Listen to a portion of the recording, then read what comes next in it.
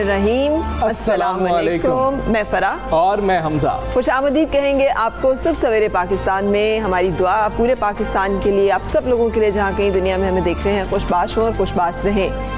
अच्छा हमजा जी, दुनिया में बहुत सारी इजादात और दरियाफ्तें हुई हैं। बिल्कुल हुई हैं। सबसे ज़्यादा ख़तरनाक कौन सी है आपके ख्याल में? कौन सी है? या आप भी सोचेंगे सबसे ज़्यादा ख़तरनाक जो है वो कौन सी है? वेपन शैपन होगा कोई, मतलब कि जो एटॉमिक न्यूक्लियर जो आई है ना एनर्जी, उसका मसला होगा। कुछ और इतनी दूर ना जाएं, कोई अपने नज़दीक आसपास अपनी ज़िंदगी से जुड़ी हुई चीज़ों पर गौर करें। क्या हो सकता है? टेक्नोलॉजी को तो नहीं आप कहने लगे? कुड भी कुछ और। चले आप बताएं ना। अच्छा, क्या? ये आप लोग भी सोच रहे होंगे हमजा की तरह, और दूर की हम हमेशा कोड़ी लाते हैं। हमें लगता है कि एटम बॉम्ब या कोई ऐसी चीज़ जो खतरनाक होगी, जो रिसर्चेस की जा रही हैं उसके मुताबिक एक खतरनाक इजाद जो हर वक्त हम सबके साथ रहती है वो ये है जिसमें हम बैठे हुए हैं इस वक्त, जिसे कुर्सी कहते हैं। अच्छा, आपको पता वो कैसे? हाँ एग्जैक्टली, वो कैसे? इसलिए हमजा की जो फिजियोथेरेपिस्ट है ना, वो जानते हैं इस चीज़ को कि बैड पोस्चर्स जो आपके हैं, ये हम जो बैठते हैं इस पे, ये जो बैठने का हमारा ये जो पोस्चर है ये अननेचुरल है। और इस अननेचुरल पोस्चर में जब हम ज़्यादा देर बैठते हैं तो हमें मुख्तलिफ किस्म के मसाइल जो होते हैं, कमर दर्द जिस्म के, और फिर उससे जुड़कर सेडेंटरी लाइफस्टाइल, जब हम इस कुर्सी के साथ जुड़े बैठे रहते हैं सारा दिन, इससे उठना नहीं हमें अच्छा लगता, हमने बस टीवी का भी रिमोट दबाना होता है, हमने मुलाजिम को भी जो है बटन दबा के बुलाना होता है या आवाज़ दे के बुलाना होता है, तो फिर हमारा वजन बढ़ता है, हमें मुख्तलिफ अमराज लाहक होते हैं। तो इसलिए पोस्चर होना क्या चाहिए? फिर ऐसे सीधे बैठना चाहिए जैसे आपका पोस्चर हमेशा सीधा होना चाहिए ताकि आपकी कमर जो है वो स्ट्रेट। लेकिन आपको एक और बात भी तो पता होगी ना हमजा, क्या फर्क?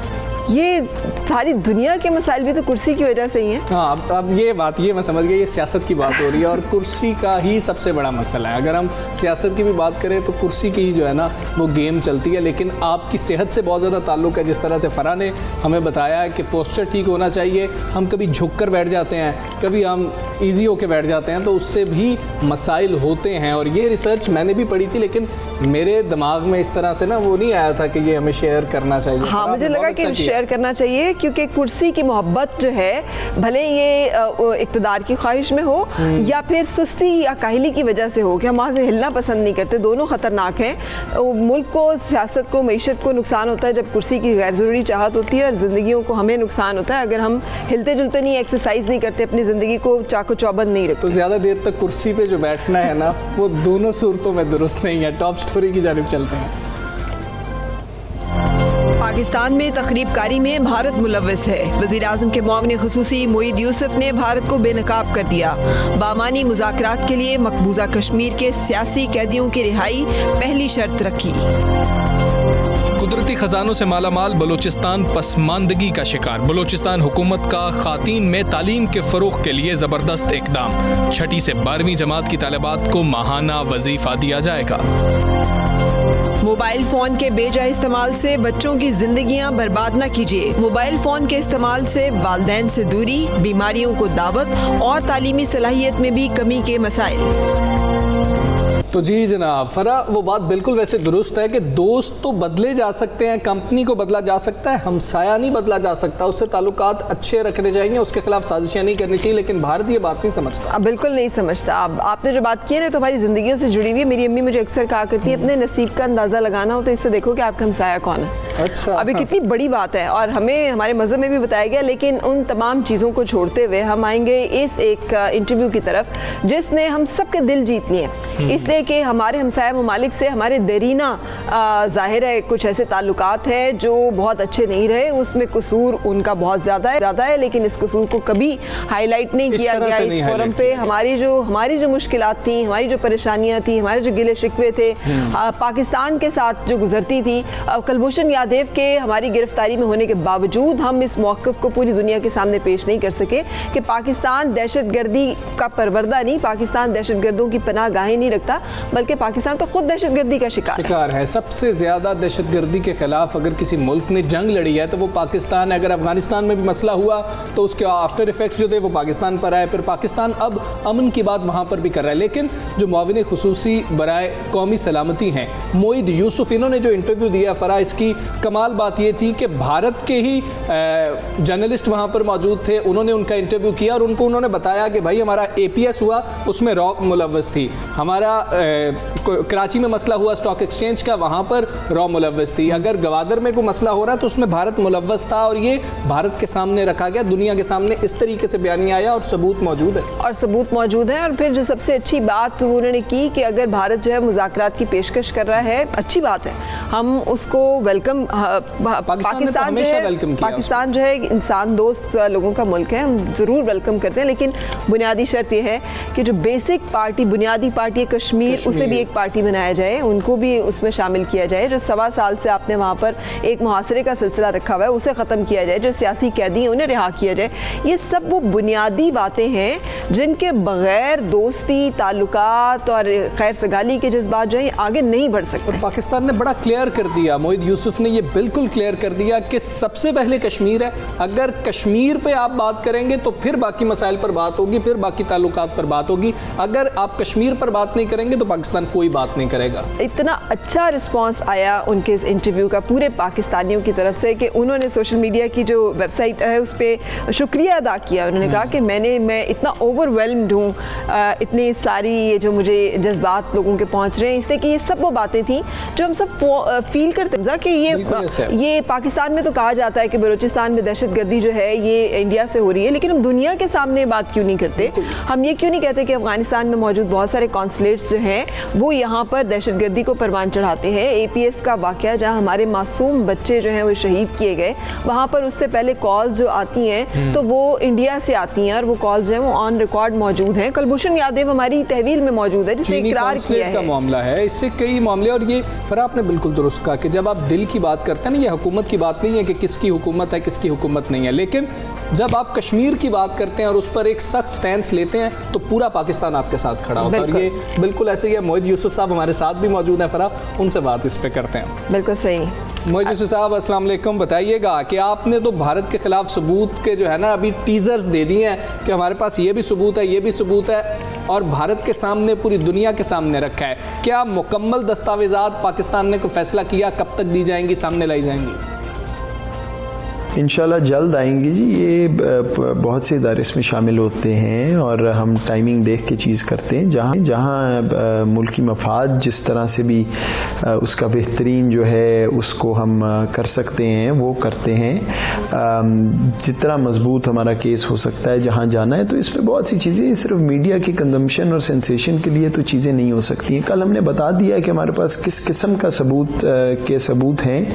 भारत को भी समझ आ गई बिल्कुल कि यह मामला एक तरफा नहीं चलेगा, ये इस तरह पाकिस्तान पे ब्लेम करके दुनिया को बावर कराने वाली नहीं चलेगी। अब असलियत आएगी सामने और इंशाअल्लाह दुनिया को भी ये बात आहिस्ता आहिस्ता अब समझ आएगी कि भारत की हिमायत करना उनका अपना नुकसान है। अच्छा, आपके यकीनन इल्म में होगा कि फॉरेन पॉलिसी मैगजीन में अभी बड़ी एक होशरुबा किस्म की रिपोर्ट छपी है जिसमें इंकशाफ किया गया है कि दाइश के जरिए जो आलमी दहशतगर्दी की सपोर्ट भी भारत से हो रही है और बहुत बड़ा नेटवर्क वहाँ पे मौजूद है। इसको भी आप समझते हैं कि पाकिस्तान लेकर जाएगा कहीं आलमी फोरम में, इस बारे में भी बातचीत की जाएगी? देखिए, कुछ चीज़ें हैं जो अब एक आर्टिकल किसी ने लिखा है, उसका एविडेंस जो है वो उनसे देखना होगा, उनके पास होगा। पता तो हमें बहुत सी चीज़ें भारत क्या क्या कर रहा है, बट हर चीज़ ऐसे इंटरनेशनल फोरम पे नहीं चली जाती है। आपको देखना पड़ता है कि कहाँ पे क्या काम करना है, बड़ा मेजर्ड होके। मैं आपको बस बुनियादी बात बता रहा हूँ कि पाकिस्तान जो है वो कुछ छुपाने को हमारे पास है नहीं। हम ये टिमिड नहीं होंगे, हम डरेंगे नहीं। जो सच बात है वो सामने सामने रखेंगे, और जब रखेंगे तो आगे अब ये दुनिया की पॉलिटिक्स है, सियासत है, बैनुल अक़वामी अमूर है, मफादात होते हैं, आपको यहाँ को मोरालिटी पे, एथिक्स पे तो काम नहीं चलता।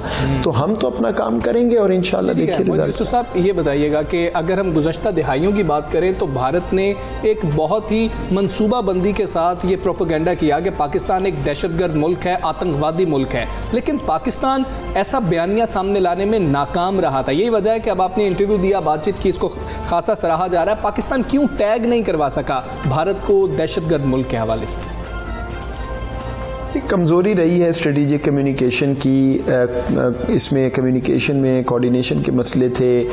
हमारी कम्युनिकेशन बड़ी पुराने ज़माने की चलती रही है, रिएक्ट करते थे, वो अब तब्दील हुआ है, अल्लाह का बड़ा शुक्र है, इसमें बड़ा रोल है सिविल हमारी इंफॉर्मेशन मिनिस्ट्री का, इदारों का, अस्करी इदारों का एक पूरा कोऑर्डिनेटेड मेकनिज़म कुछ सालों में बना है, और अब उसी के ज़रिए आपको नज़र आ रहा है पिछले 2 साल में भारत की कितनी मलामत हुई है दुनिया में कश्मीर के ऊपर, अंदर जो मुसलमानों के साथ वो कर रहे हैं। तो ये काफ़ी हद तक, सारा तो नहीं, बहुत से और भी दुनिया के इदारे और ऑर्गेनाइजेशंस और डायस्पोरा वगैरह कर रहे हैं, लेकिन पाकिस्तान ने भी पूरी कोशिश इसमें की है और वो रिजल्ट अल्लाह का फजल अब नज़र आ रहे हैं। बिल्कुल सही। पूरे पाकिस्तानी जो हैं वो राइटफुल मौक़िफ़ पाकिस्तान का इतना वाज़ेह अंदाज में सामने रखने पर यकीनी तौर पर आपके बहुत शुक्रगुजार भी हैं, लेकिन इतने सबूत हमारे पास हैं और फिर भी FATF की जो FATF की तलवार है वो हमारे सर पे लटकती रहती है।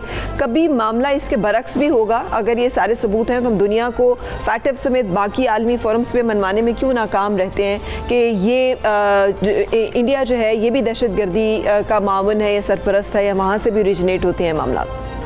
इसमें बहुत से इदारे होते हैं, बहुत सी जो पेचीदगियाँ होती हैं, तकनीकी मामलात होते हैं, हो सकता है जा भी चुके हों, हो सकता है जा रहे हों, हो सकता है ना जाएंगे, तो अभी पूरा प्रोसेस होता है ना, तो जहाँ जहाँ फ़ायदा होगा मुल्क का वहाँ जाएंगे, सिर्फ पब्लिक कंजम्पशन के लिए तो नहीं जाएंगे। बता दीजिए कि आपने ये कहा कि भारत ने पाकिस्तान से मुज़ाकरात की बात की है, मुज़ाकरात की पेशकश की है या इशारे दिए गए हैं, पाकिस्तान ने अब तक क्या फ़ैसला किया?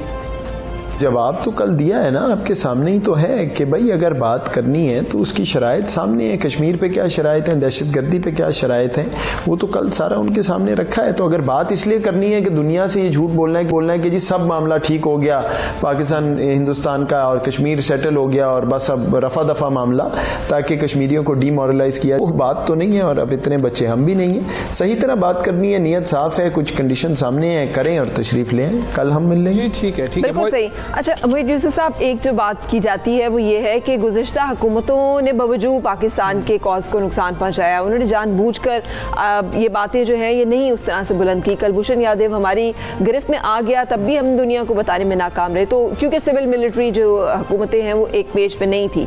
अब सिविल मिलिट्री ताल्लुकात जो हैं वो एक पेज पर हैं। क्या ये वजह है कि आप इतना खुलकर मौक़िफ़ पेश कर सके? और पिछली हुकूमतों के इस मौक़िफ़ को पेश ना करने की वजूहात में क्या ये भी था कि इतने सबूत उस वक्त उनके पास नहीं थे, या ये बातें मंजर आम पर नहीं उनके सामने ही हकायक आए थे? देखिए, जितने वसूख से इस सवाल का जवाब दिया जा सकता है मैं उतने वसूख से दे रहा हूँ, और वो इसलिए कि मैं उस दफ्तर में बैठा हुआ हूँ जो दोनों सिविलियन क़यादत, जो मेरे बॉस वज़ीर आज़म साहब और जो हमारे अस्करी इदारे हैं, उनके साथ रोज़मर्रा की बेसिस पे काम करता है। मेरा तो नेशनल सिक्योरिटी डिवीज़न का तो काम ही ये है। तो मैं आपको लिख के देता हूँ, हल्फिया कहता हूँ, जिस मर्जी तरह आप उसको पेश करना चाहें कर दें। There is no question about it कि इन मामलात पे सिविल मिलिट्री आपस में काम मिल के कर रहे हैं, कोऑर्डिनेशन है, एक हदफ है, एक बात कर रहे हैं, किसी किस्म का शक नहीं है। मेरी डोमेन में जो मैं काम कर रहा हूँ कोई शक नहीं। तो इसलिए ये जो बहस है कश्मीर इधर कश्मीर उधर, मुझे ना पुराना पता है ना मैं सिस्टम में था। मैं आपको अभी आज का बता रहा हूँ, अल्हम्दुलिल्लाह कोई इशू है ही नहीं। अगर होता तो मैं आपको बताता, क्योंकि मेरे पे सबसे पहले वो असरअंदाज होता। जी ठीक है, कोई इशू नहीं है। मोहित यूसुफ साहब, बहुत शुक्रिया आपका, आप सुबह सवेरे पाकिस्तान से बात कर रहे थे। हाँ, और ये बहुत जैसे बार बार हम कह रहे हैं कि खुशाइंद बात है, इससे कि हमेशा पाकिस्तानी जो है इस बात के बारे में दुखी होते थे कि कश्मीर का मौक़िफ़ क्यों नहीं उठाया जा रहा। पाकिस्तान जब कश्मीरियों की बात क्यों नहीं उस तरह से करा। पाकिस्तान ने हमेशा हर फोरम पे हर अंदाज में बात की है, लेकिन हमजा ये जो बात की है जिसे कहते हैं ना होम ग्राउंड में उनके वहाँ पे बैठकर जो आप कॉन्फिडेंस देख रही हैं, जो मोहित साहब का कॉन्फिडेंस था और वो जिस तरह से बात कर रहे हैं कि भाई हमने तो बताया और हमारे पास मतलब स्ट्रेटजी पूरी है। एक वक्त है जिस वक्त पर वो तमाम जो है ना तीर चलाए जाएंगे या फिर वो कार्ड जो है इस्तेमाल किए जाएंगे, लेकिन पाकिस्तान के लिए ये एक बड़ी हौसला अफजा बात थी और जो मोहित यूसुफ साहब ने बात की इसको हर पाकिस्तानी जो है सराह रहा है। बिल्कुल से बलूचिस्तान की बात करेंगे कुछ। पाकिस्तान का सबसे बड़ा सूबा रकबे के लिहाज से, लेकिन यहाँ पर वसाइल भी बहुत सारे हैं। अल्लाह ताला ने बहुत से कुदरती ख़जानों से भी हमें माला माल किया है। बदकिस्मती ये है कि ये ख़ित्ता जो है, ये हमारा सूबा जो है, यहाँ पे गुर्बत बहुत ज़्यादा है, यहाँ पे पसमानदगी बहुत ज़्यादा है। तालीम जो है वो उतनी ज़्यादा नहीं लोगों तक वो हासिल कर सकते, लेकिन अब जो एक खबर आई है सामने वो खुशाइंद है। वो सूबाई हुकूमत की जानिब से एक बेहतरीन इकदाम उसको कहा जाए, उसको जितना सराहा जाए वो कम है। वो ये है कि बात होती थी फराग के बलूचिस्तान के अंदर तो लड़कों की तालीम उतनी नहीं है और लड़कियों की तो बिल्कुल तालीम नहीं है। दूर दराज इलाके हैं, स्कूल मौजूद नहीं है, ट्रांसपोर्ट के वसाइल नहीं है, सड़कें मौजूद नहीं हैं, बच्चियाँ जा नहीं सकती हैं।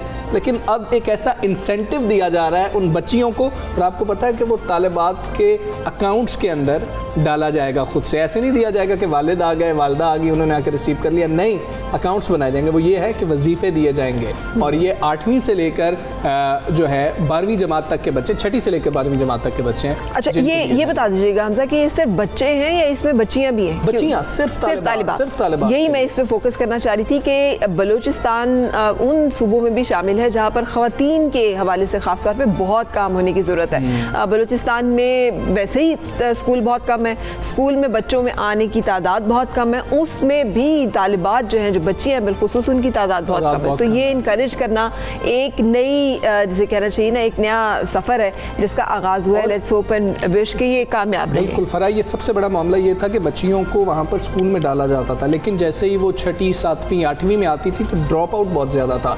उनकी शादियाँ कर दी जाती हैं, उनको स्कूल से निकाल लिया जाता है, जो भी दीगर वहाँ पर मामला आते हैं। इसीलिए फोकस किया गया कि इतने जो 6ठी से लेकर ड्रॉप आउट शुरू हो रहा है ना, और वो इंटर तक जो जा रहा है, इसको किसी तरह से सस्टेन किया जाए, कोशिश की जाए कि बच्चियाँ जो हैं, तालिबात जो हैं, वो स्कूलों में आएँ, वो कॉलेजेस में जाएँ, और बहुत ही अच्छा इंसेंटिव है कि उनको वजीफे दिए जाएँ। अच्छा, ये इंसेंटिव जो यहाँ पंजाब में भी दिया गया था और बड़ा अरसा तक रहा, लेकिन पंजाब ने अभी रिसेंटली उसको विड्रॉ किया था।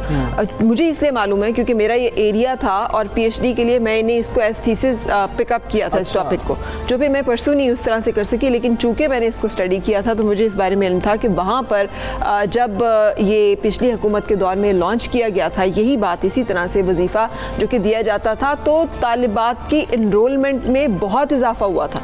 और अब जब ये वापस लिया गया है ये इंसेंटिव इस हुकूमत की तरफ से, तो मुझे नहीं मालूम कि उसमें ड्रॉप आउट्स हुए हैं या नहीं हुए, लेकिन ये वो इनिशिएटिव्स हैं जो किसी भी हुकूमत की सिंसियरिटी को शो करते हैं कि वो आवाम की वेलफेयर के लिए और इन इशूज़ को कि जहाँ पे जेंडर बैलेंस भी करना है, ख़वातीन को भी लेके आना है मेन स्ट्रीम में, उनको भी आगे बढ़ने के मौके देने, ये अहम फैसले। तो जी 6ठी से 8वीं तक की जो तालिबात है उनको 500 रुपया माहाना दिया जाएगा। फिर 8वीं से मतलब कि 9वीं और 10वीं यानी जो मैट्रिक है उनकी तालिबात को 800 रुपया माहाना दिया जाएगा, और इंटर के लिए जो 11वीं 12वीं है 1000 रुपया माहाना दिया जाएगा। कभी बचपन में स्कॉलरशिप लिया था? हाँ, स्कॉलरशिप मिला, मैं यूनिवर्सिटी में भी स्कॉलरशिप पे था। Very good. तो क्या फील होता है जब आपकी जेब में आपके अपने पैसे होते हैं और आपको मिलते हैं? कुछ दोस्त क्या करते थे कि यार घर से ना ले लिया करो पैसे, वो चीज़ें जो है ना वो मामलात कर लिया करो, घर से पैसे ले लिया करो कि स्कॉलरशिप है। लेकिन जब मैंने वालिद साहब को बताया ना कि जी कि मुझे स्कॉलरशिप मिला है, तो वो हर एक को बताते थे कि मेरा बेटा स्कॉलरशिप पे पढ़ा, और उनको जो खुशी होती थी ना वही आपकी खुशी होती है कि स्कॉलरशिप है। लेकिन ये कि मुझे ये मालूम है कि जिस स्टूडेंट के पास अपने पैसे और उसको अंदाज़ा हो जाए ना कि मैं जो काम कर रहा हूँ वो अच्छा है, उसको अप्रिशिएट किया जा रहा है, वो अप्रिसिएशन जो है वो फिर उसे ज़िंदगी में चलाई रखती है। और गुर्बत जहाँ पर है, बहुत सारे हमारे टैलेंटेड बच्चे बच्चियाँ इस वजह से कॉम्प्रोमाइज़ हो जाते हैं कि गुर्बत में उनको वो मौके नहीं मिल सकते। So it's a very good step. हम इस बारे में मज़ीद बात करेंगे, लेकिन इस वक्त हमें ज्वाइन करें मोहम्मद ज़ुबैर साहब। और सियासी मंजरनामा जो कि इस वक्त पीडीएम का मामला है, जो जलसा है, उस हवाले से बात करेंगे। नून लीग और दीगर जो अपोजिशन जमातें वो ये कह रहे हैं कि पकड़ धकड़ हो रही है। मोहम्मद ज़ुबैर साहब हमारे साथ मौजूद हैं। अस्सलाम वालेकुम ज़ुबैर साहब, गुड मॉर्निंग। ज़ुबैर साहब, क्या मामला है? इंतज़ामिया से गुजरांवाला की जो इंतज़ामिया है उनसे रात देर गए तो मामला तय पा गए थे, लेकिन हुकूमत के हवाले से बातें सामने आ रही हैं कि छापे मारे जा रहे हैं, कारकुनों को गिरफ्तार किया जा रहा है। हर वो चीज़ की जा रही है जिससे मुश्किल हो लोगों का पहुंचना, और ये हुकूमत के पुराने तरीके होते हैं, लेकिन ये कभी भी काम नहीं करते हैं। कंटेनर लगा देंगे जगह जगह, पिंडी में छापे मार रहे हैं, जो आपके जो नॉन कारकुन हैं जिन्होंने लोगों को इकट्ठा करके लेके जाना है, या सियालकोट में या दूसरे अतराफ में गुजरांवाला के बैनर्स फाड़े जा रहे हैं। दो चीज़ें होती हैं, एक होता है कि जी आपने बैनर का इजाज़त तो ली थी, लेकिन उसमें आपने वो नहीं लिखा था कि ये कितना बड़ा बैनर होगा, इसलिए हम फाड़ रहे हैं। तो अगर आपने फैसिलिटेट करना होता है तो उसका तरीका दूसरा होता है, अगर आपने डिस्करेज करना होता है और रोकना होता है उसका तरीका डिफरेंट होता है। तो इस वक्त हुकूमत जो है, और हम समझ सकते हैं हुकूमत ये अफोर्ड ही नहीं कर सकती कि ये जलसा कामयाब हो। वो किसी तरह से भी, आप एक कॉमन सेंस की बात है कि इमरान खान के लिए, इमरान खान समझते हैं कि बड़ा जलसा करना सिर्फ उनका एक्सक्लूसिव राइट है, बाकी किसी का नहीं है। एंड ही थिंक कि जी ये अगर जलसा बड़ा हो जाएगा तो किक स्टार्ट अ मूवमेंट और लोगों को जोश बढ़ता चला जाएगा। तो इस वक्त तो बकर तकर। ये भी फरमाइएगा सर, ये भी सुनने में आया कि ट्रांसपोर्टर्स पर भी प्रेशर है कि जो गाड़ियां प्रोवाइड करें, तो आपने इन तमाम रुकावटों से निपटने की क्या हिकमत अमली है और कैसे आप समझ रहे हैं कि पीडीएम का ये जलसा जो है ये कामयाब होगा इन तमाम मुश्किलात के बावजूद? मौक़िफ़ जो है वो मरीम नवाज साहिबा की शमूलियत के साथ क्या रहेगा? उतना ही स्ट्रॉन्ग, उतना ही स्टैंस रहेगा जैसा कि अभी तक सामने आता रहा है? एक तो मरीम नवाज स्टार सारे चलते, she is the most popular opposition politician in the country by far, और उन्हीं की वजह से जलसे में इतना जोश व खरोश है। बाकी लीडर्स भी हैं, दूसरी पॉलिटिकल पार्टीज के जा रहे हैं, PMLN के भी हैं, लेकिन सबसे ज़्यादा जाहिर है मरीम नवाज के हवाले से लोग सुनना चाहेंगे, देखना चाहेंगे, और तकरीर धुआंधार होगी। और बिल्कुल उसमें कोई वो जो अगर लोग एक्सपेक्ट कर रहे हैं कि शायद इदारों के खिलाफ बात होगी, वो कुछ भी नहीं होगा। बहुत स्ट्रॉन्ग होगी, इमरान खान की हुकूमत के खिलाफ होगी, हकीकत बताई जाएगी 2018 के इलेक्शन, आज की हकीकत बताई जाएगी कि लोग जिस मुश्किल में हैं, आवाम बेरोजगारी, गुर्बत, महंगाई के हवाले से, तो ये सब बातें हुई। बिल्कुल ठीक। ज़ुबैर साहब ये बताइएगा कि हुकूमत पहले बात कर रही थी तो वो कह रही थी कि कोरोना इतना ख़ास नहीं है और वैसे इंतजामात नहीं थे जैसे ऑपोजिशन चाह रही थी, और ऑपोजिशन कह रही थी कि कोरोना बढ़ रहा है। अब हुकूमत कह रही है कि कोरोना बढ़ रहा है और ऑपोजिशन इसका ख्याल नहीं रख रही। SOPs के ऊपर रोका जा रहा है, रोक टोक हो रही है। SOPs को कैसे फॉलो किया जाएगा PDM के जलसे में? बड़ा सिंपल सा हमने एक सजेस्ट किया था, मैंने खुद सजेस्ट किया था कि आप अगर सीरियस हैं तो ये चीज़ें शहबाज गिल की प्रेस कॉन्फ्रेंस या शेख प्रेस कॉन्फ्रेंस सीरियसनेस रिस्पेक्ट हो। अगर आप सीरियस हैं तो हुकूमत फिलहाल PMLN की लीडरशिप को और उनको ब्रीफिंग दिलवा दे। अगर आपने वो भी नहीं करना, आपने साथ में गालियाँ भी देनी है तो, और फिर आपने कहना कि जी कोरोना भी फैल रहा है, तो हमें क्रेडिबिलिटी पर डाउट आता है ना। एक क्रेडिबल इंफॉर्मेशन आप देते हैं, और ये हमेशा होता है। हुकूमत पब्लिक सतह पर बहुत ही चीज़ें ऐसी होती हैं जो लगता है कि बहुत सीरियस आपस में इश्यूज हैं, हम भी हुकूमत में रहे हैं, लेकिन आप बहुत सी चीज़ें अंदर रह के करते हैं जिसमें एक क्रेडिबिलिटी आप और ट्रांसपेरेंसी शेयर करते हैं ऑपोजिशन के साथ।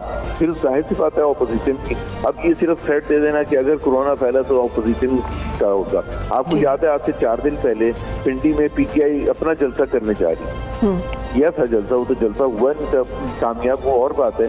बट जब आप अपना जलसा करने जा रहे हैं और उससे 2 दिन पहले से आप वार्निंग दे रहे हैं कोरोना के फैलने की, तो दोनों चीज़ें एक साथ नहीं जाती हैं। अच्छा ज़ुबैर साहब ये भी फरमाइएगा कि आज एक खबर आ रही है कि साबिक सदर जो हैं आसिफ जरदारी, उनके वारंट गिरफ्तारी पे साइन कर दिए गए।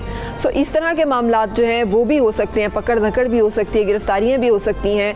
अगर कोई दूसरी सियासी जमात नहीं उस तरह से साथ चलती तो मुस्लिम लीग नून के लिए तो ये PDM इस वक्त जो है बहुत अहम है, इसलिए कि जो तकारीर सामने आई हैं उसके मुताबिक आपके लीडरान ने ही सबसे ज़्यादा इस पर बात की है और सबसे ज़्यादा मजबूत और सबसे ज़्यादा मज़ाहमती मौक़िफ़ दिया है। तो आप समझते हैं कि खाली मुस्लिम लीग नून PDM की तहरीक को कामयाब बना सकेगी?